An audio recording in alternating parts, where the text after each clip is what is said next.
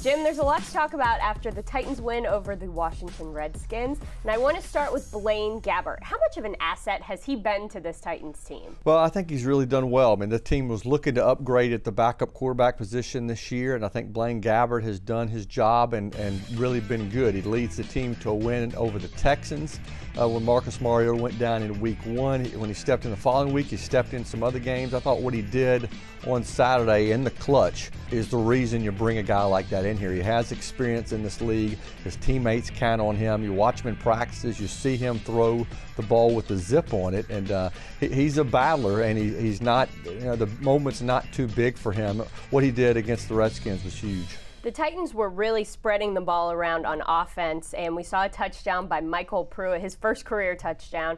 How good was it to see another face get involved in the Titans offense? Well, I think just when you look at the tight end position in general and see what happened to Delaney Walker and see what happened to Jonnu Smith, and this team kind of got into a depth a little bit, to see a guy like Michael Pruitt, to see Anthony Furcher step up. I mean, those guys have done really well. Luke Stocker has been steady, certainly as a blocker. Pruitt, he talked in the locker room after the game just about how much Mike Vrabel believed in him. These guys were together with the Texans, and that's the reason why I think Michael Pruitt's on this team now. He had another big catch early in the game, a 27-yard play, has made some plays. The touchdown was great. He was able to get the ball. He says he's going to maybe give it to his mother. Malcolm Butler had a pick 6 to round out the game. Beyond just ending the ball game, what was the significance of that play? Well, I think he's made such great strides. Everyone knows that he struggled as this season started. Malcolm Butler's the first to admit it. He talked early in the season about going back and looking at his tape from his playing days with the Patriots, was an undrafted free agent trying to prove himself. He was having hard times. I think he was questioning himself a little bit. He was trying to do too much. The way he's played the second half of the season, he's completely turned his year around. And for him to kind of end it, put the exclamation point on this team's 4th win in a row, I thought it was huge for him, and certainly secondary's been behind him all the way through. You just mentioned it. The Titans have won 4 games in a row. How big of a feat is that for this Titans team? Well, it's huge. I mean, because this team, that's a lot of pressure when you know going into a stretch that you've got to win every game. There's not a lot of room for error there.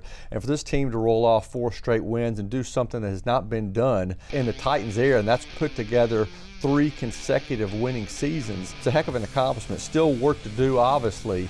Props to the players and the coaching staff for really digging in and getting it done to this point. The Tennessee Titans are hosting the Indianapolis Colts at Nissan Stadium at what is arguably the biggest game of the regular season. How is having home field advantage going to help out this Titans team? Well, it's huge. I mean, you get it in front of your fan base. A fan base has really supported this team and has been making noise. It's kind of turned the stadium into an electric place. And the Titans have now won 16 out of 19 games, their past 19 games. So it's becoming a place like it was when the Titans first moved to town, where it was tough to win. The Titans have been finding a way to win there. I think that comes from having confidence from winning at home. As you go through the end of the regular season, you start looking at playoff math and all of the different things that have to happen for your team to get into the playoffs. And usually by the end of the regular season, you start to see that picture come into shape.